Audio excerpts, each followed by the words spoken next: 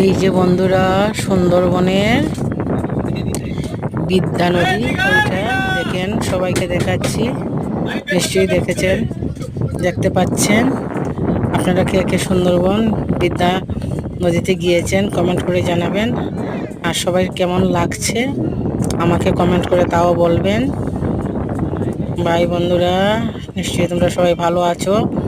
আমি সুন্দরবনে আছি বর্তমানে, তাই তোমাদেরকে দেখালাম। আর অনেক ভিডিও আসবে বন্ধুরা, দেখবে সবাই, কমেন্ট করে জানাবে।